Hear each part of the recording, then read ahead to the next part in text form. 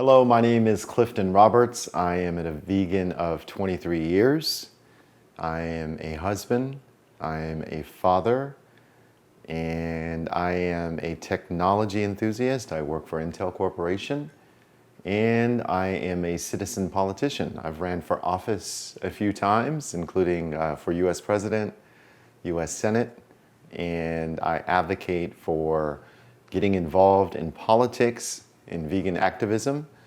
I advocate for protecting the rights of animals. I advocate for protecting our air, land, and water resources. I've been vegan now, like I mentioned, for 23 years. The earliest memory that I have of anything vegan related was my mother is Korean. And, she always makes these delicious foods. And, whether it's rice with dubu, which is Korean for tofu. She would make kimchi. And so I would watch her make these foods. Now, mind you, I was born overseas. I was born on a military installation. My father's black, my mother's Korean. Being brought up as the son of a Korean woman, you're exposed to, lots of great food. Tofu, rice, kimchi, soybeans, what's kognamol is what it's called in Korean.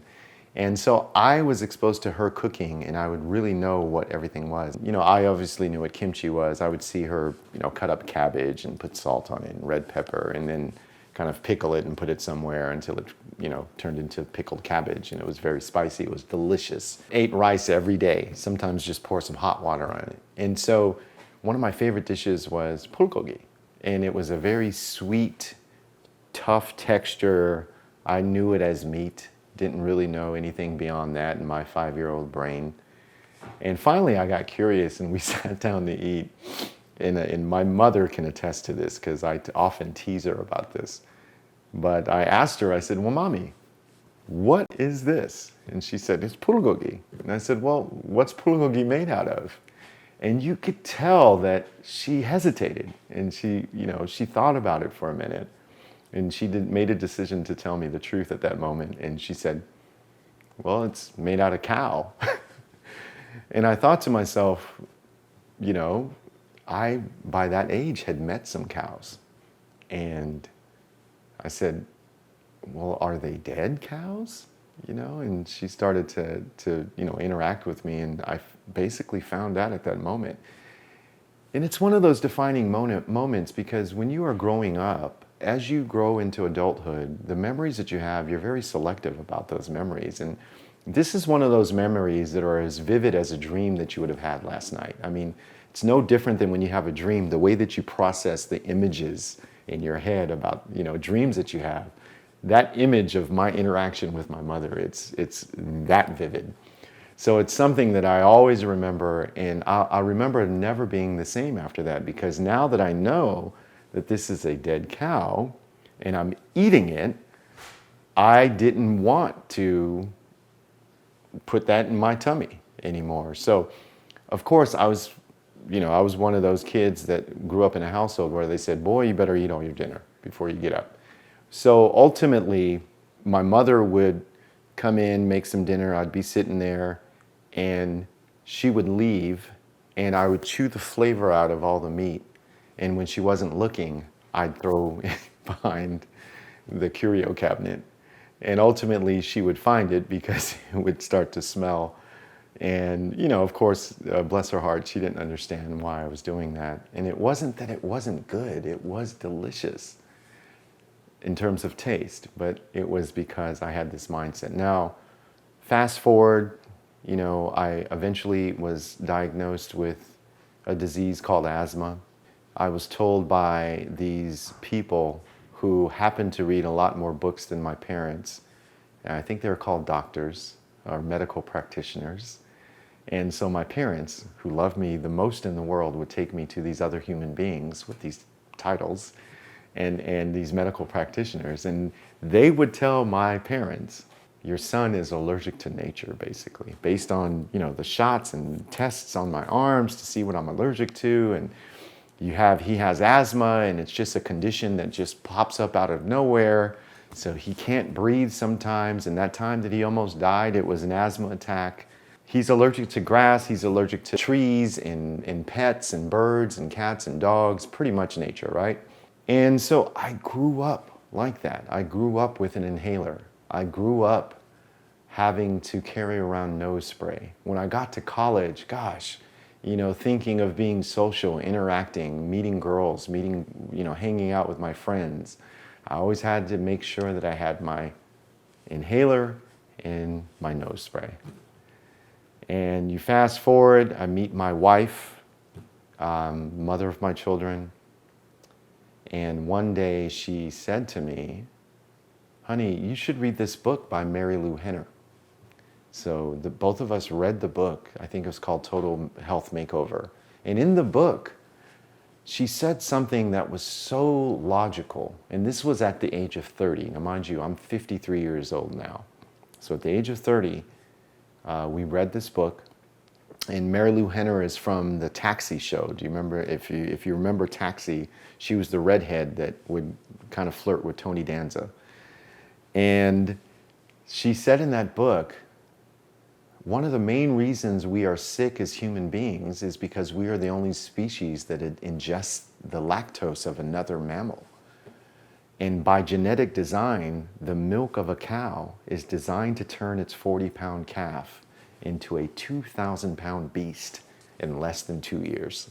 Immediately, that struck me because I've considered myself a logical person. I'd gone to Cal Berkeley by that time, gone into the corporate world, was all about following process, procedure, and work instruction. And I thought about it, and I'm like, you know what? She's right. Let me try it. Let me give it a try. Now, mind you, by this time, at the age of 30, I was still suffering from acne.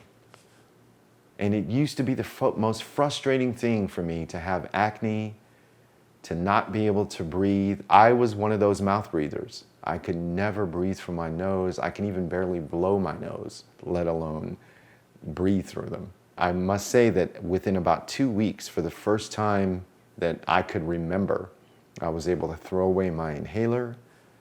I was able to throw away my nose spray. I thought to myself back to the conversations that I had with my mother. And I used to tell her, Mommy, if I could have anything in the world, it would be to have a new nose. Why did God give me this nose, Mommy?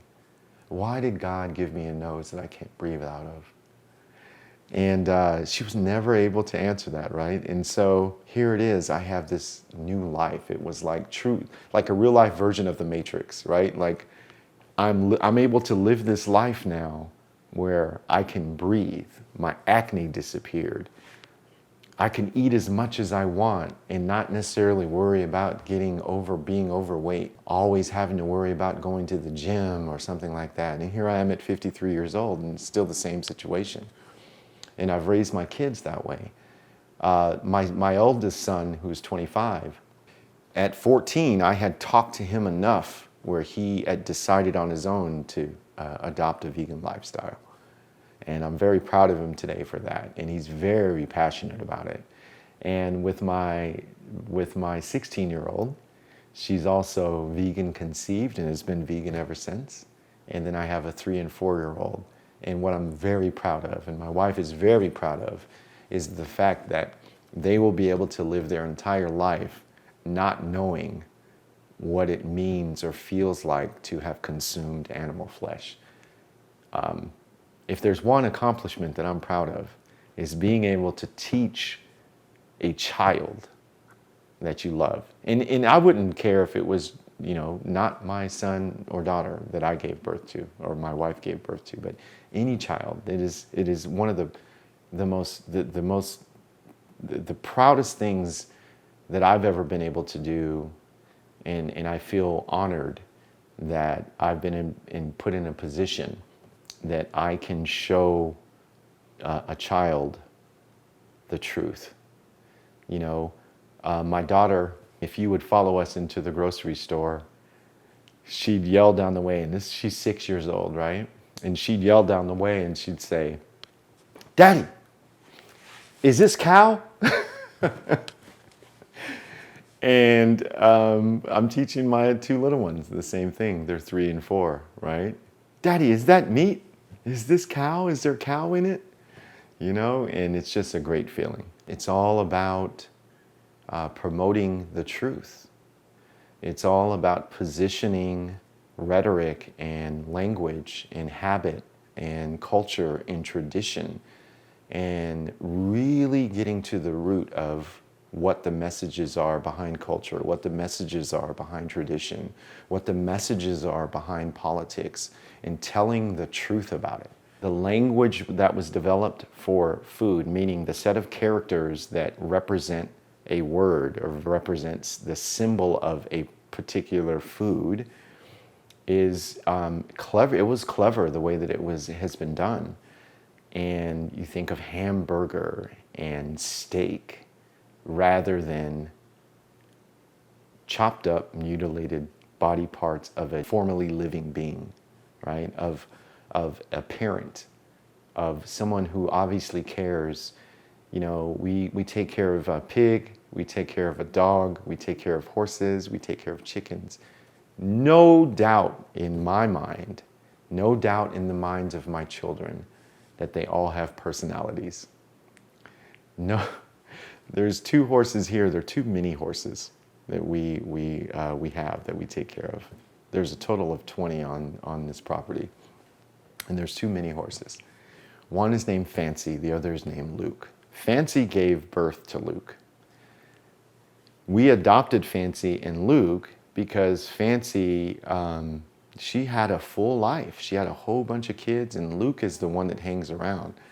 Anytime Luke leaves Fancy, you can tell. Fancy just paces back and forth, and she neighs. If you go in the back and you try to approach a chicken and the chicken doesn't know you, the chicken will let you know that it's scared. Peppa the pig, who my kids love, if you go to pick her up right now and she doesn't want you to, she will scream at the top of her lungs until you put her down. And I'm talking scream so loud that initially there's 4 neighbors in this cul-de-sac. The very first time that we brought Peppa home and they heard her scream, one of the neighbors came over to ask if everything was okay. The point I'm trying to make is that these are beings that have feelings. They care about us. They love. They fear. They care for each other. It makes me think of some of the things that I've learned along the way in my vegan journey, and I've come up with all sorts of ideas, like my acronym for meat.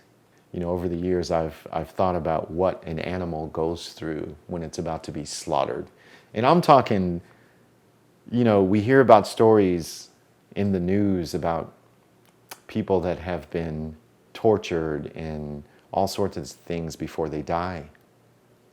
And if you think about an animal that's being slaughtered, that's what happens. You know, they're putting these just horrific conditions before they're killed. And if you're familiar with fight or flight, one of the things that in mammals that heaven has equipped us with is fight or flight, meaning that if we are put in a situation where we feel like our life is being threatened, you know, hormones are injected into our muscles to best position ourselves to be able to defend ourselves, or to best position ourselves to be able to run away. And so no matter what happens with these animals, they're scared. Hormones are injected into their muscles, specifically epinephrine. So my acronym for MEAT is muscle and epinephrine of animal tissue. And that's what it is.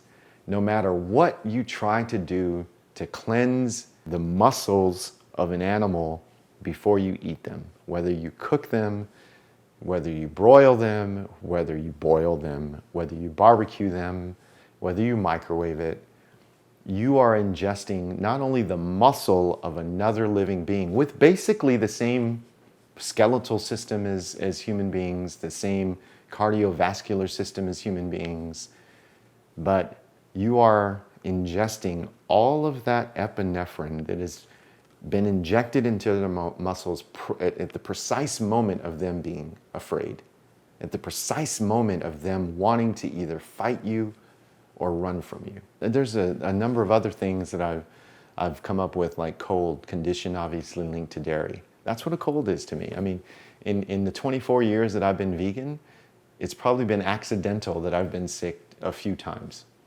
3 or 4 times in 24 years. I've written letters to the directors of the CDC for them demanding that they tell the truth about the disease. And I encourage you to go to the Centers for Disease Control website and you look, and it's hidden away, but you look and they admit and they write it and they say that most of the forms of coronavirus, the origins are from animals, right? And so I've encouraged the directors for the Centers for Disease Control to, and this was the funniest thing, you know, I posted something on social media one time, and one of the preventative measures from the Centers of Disease Control, I promise you this is on their website, is to avoid hugging, snuggling, and kissing your pets. Nowhere on that guidance does it say avoid ingesting animals, but they will tell you avoid hugging, snuggling, and kissing your pets. The logic there is just beyond me, but my vegan journey led me to another journey where I am really concerned about the welfare of the country. So 2014, you know, I'm working in Intel Corporation, was fed up with politics.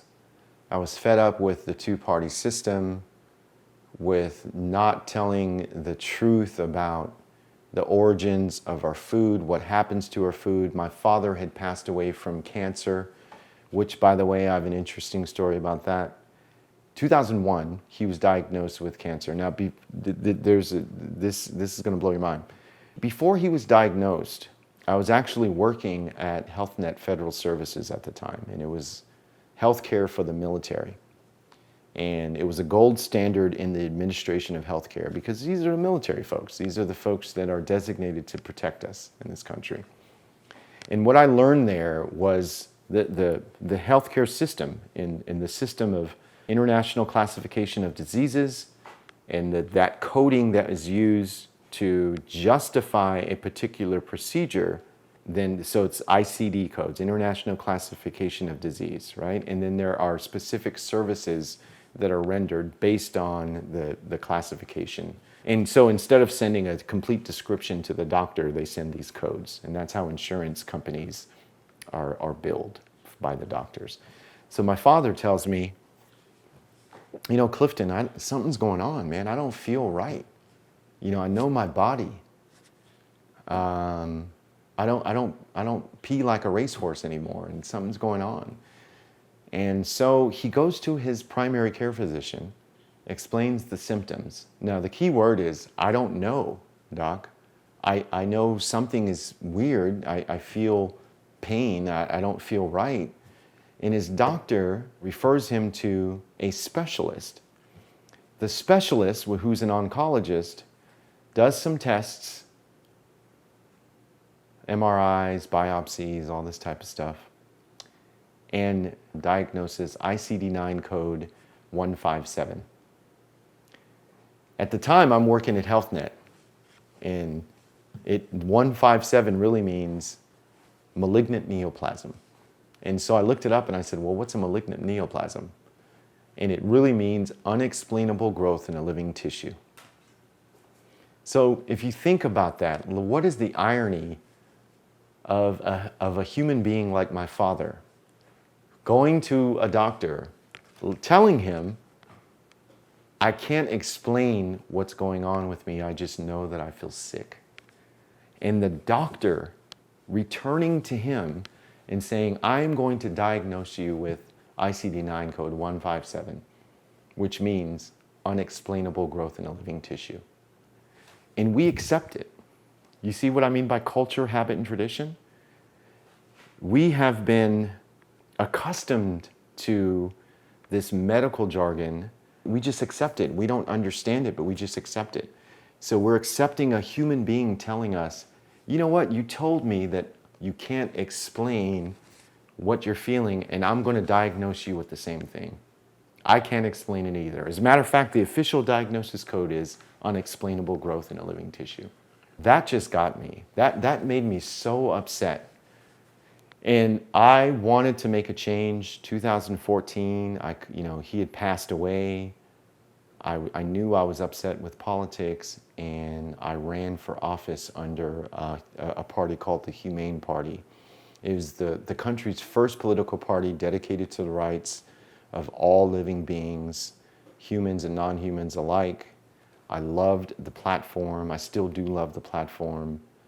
And, it's balancing the budget, equality for all people, no matter their race, their sex, their gender, their sexual orientation, or their species, right? Eliminating the death penalty, eliminating systems and practices that are designed to encourage us to go to war. And I mean, just a beautiful party. We have some work to do. I thought it was going to be easy. At that time, when I first ran, I was a vegan for 18 years. No joke, this is exactly what happened. I volunteered first. When I came across the political party, I volunteered, and I was like, what? I did a Google search, and I said, political party, vegan, fights for animals, fights for environment. And I honestly didn't think any political party would come up. Sure enough, the Humane Party pops up. And I said to myself, what? This can't be. So I go to the website, I submit a volunteer form, and I said, look, I'd love to volunteer for this political party. I don't care what I have to do. A couple months later, someone finally writes me back. I almost thought that it was defunct because it took a while, but there was not an infrastructure in place to be able to handle these requests at the time. And one of the conveners, one of the founders of the Humane Party, ended up calling me. We talked, we chatted, and they offered me the role of CEO because of my corporate background. And one of the first things I did as the CEO was eliminate pay for the CEO. I was making some money, so I knew that I had an uphill battle in getting people to volunteer, and I felt as though I need to lead by example and not be paid as well. Show that I can manage my time by being a father, a husband, a professional with a job, and participate in politics. No, I had no plans of running. It had not even entered my mind.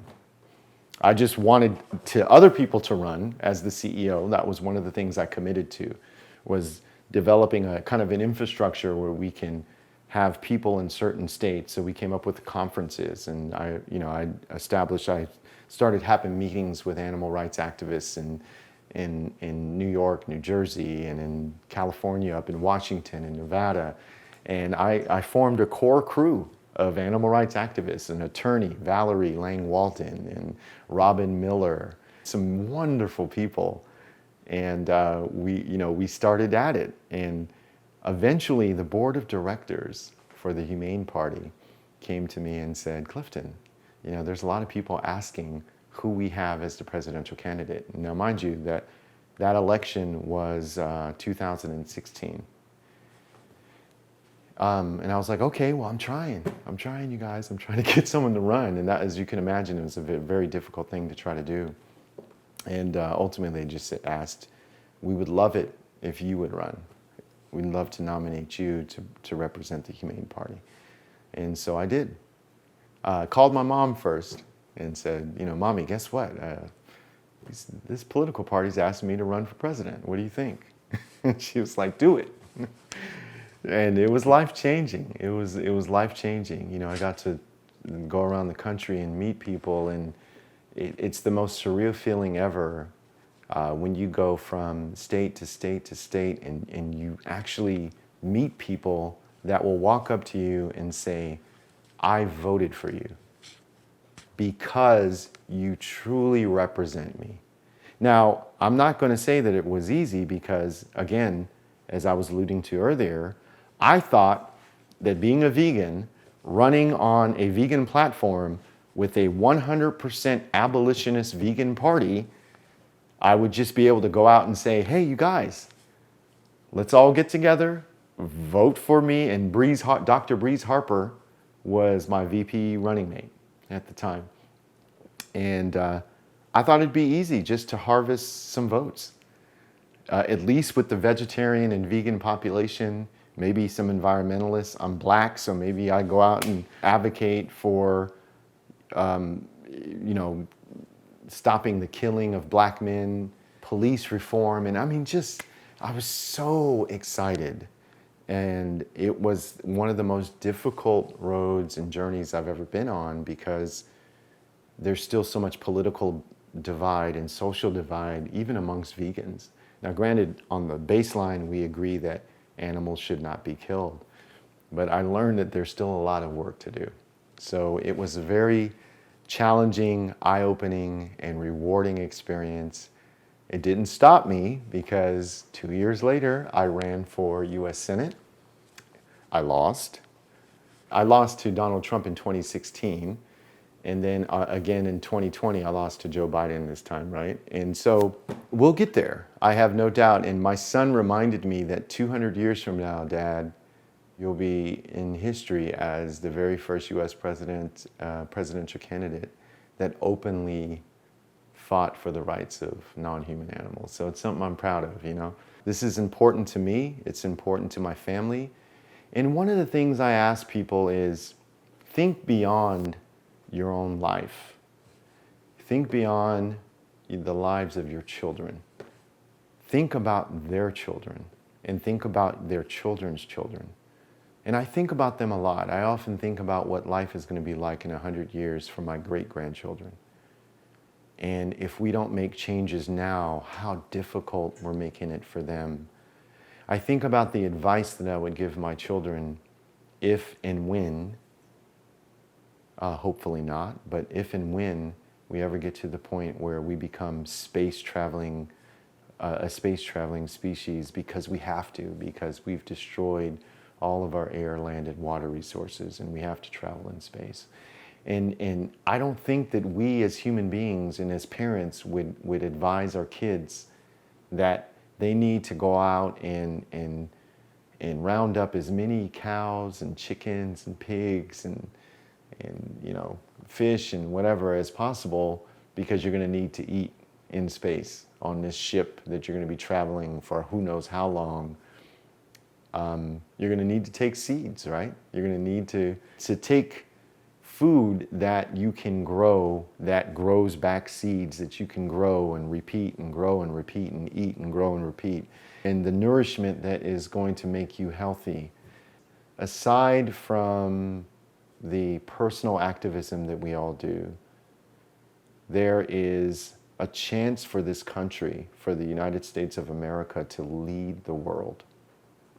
We've always been seen as leaders, and I know we do some things that we just don't understand, but there's a chance for us to truly lead the world in the policies that we develop to protect animals, which will in turn protect the environment, which will also in turn feed the hungry, right? Which will teach us to be more compassionate, which will allow us to get along better with our neighboring countries, which will eliminate war, which will enhance tolerance. And I think the continued consumption of death and turmoil will not advance our interests, will not advance our national security. And if you think about, you know, even the mass shootings that you've seen, what are the reasons? What are the reasons that no one has been able to figure out? The psychologists, they say they do, but it's still happening. What if we can establish leadership within the United States that tells the truth? That says to people, do you think that there's any merit? What if there's just a small chance that there's some merit to somebody who all their life has consumed death and turmoil and epinephrine of muscles of dead and slaughtered animals? What if there's a single chance, a 2% chance? For me, I think that's the percentage is a lot more. But why not consider it? Why would somebody just go and grab a gun and shoot innocent people? Let's think about it. It's because we're raised in violence. We're raised to have a total disregard for the lives of the most innocent beings that we know, for the lives of what I call the representatives of nature. You know, we formed this government, right? And the government was formed after nature, right? Mother Earth is what we would refer to as the president. Animals are the House of Representatives in Congress. And nature is the Supreme Court, dispensing justice as she sees fit. Right? So let's take the signs, let's take the cues. And there's other things I even think about. You know, if you read Carl Sagan, and he refers to the pale blue dot, and he talks about this, not just this global perspective, but this universal perspective, right? And there's no one out there that we've ever met that will be able to save us from ourselves, is what Carl Sagan said. And we're just this pale blue dot in this vastness of blackness and other planets and millions and billions of stars. And what if there's a chance that, God is asking us, or whoever you believe in, Allah, God, Buddha, heaven, the one, the force, whoever you believe in. What if there's a chance that the reason we're here is to figure out how to be most loving? What if there's a chance that our existence, the reason we exist, is to figure out the true definition of compassion? What if the reason we're here is to figure out, and the reason why we all have different skin color and different heights and different weights and different preferences, is because it's an experiment for us to figure out how to be the most grown with each other, the most adult, the most compassionate, the most loving. And until we do that, we're going to continue to go down this destructive path. Think about it. We're so grown and we cannot figure out how to be non-destructive. We are so grown and so intelligent, yet we cannot figure out how to eliminate sickness when we know where it's coming from. In our hearts, in the deepest part of our hearts, we know that if we kill animals in millions and billions every year, and we have this cognitive dissonance to think that it's not making us sick, that muscle traveling down your esophagus and into your stomach and into your small intestines, like pieces of that are not going to get stuck and grow. Remember what I said cancer was: malignant growth, unexplainable growth in a living tissue. Growth. But I think it's time that we use our common sense, and I think it's time to really examine the alternatives, because what we've been doing has not been working. We are just coming off the pinnacle. And I don't even know if we've reached the pinnacle yet of a pandemic that has killed millions of people around the world. We're being mobilized by governments, and we're in a time and space in the world where, since the pandemic, I've had to work from home to support my family. I'm no longer able to interact with coworkers at my job, and I work at a corporation that has 100,000 people, and I don't get to interact with them personally. I urge all human beings with intellect and with intelligence to examine your common sense and really dig down deep into what it is that is causing us to be sick, what it is that is causing us to be aggressive, what it is that is causing us to destroy our planet, right? And just be open-minded.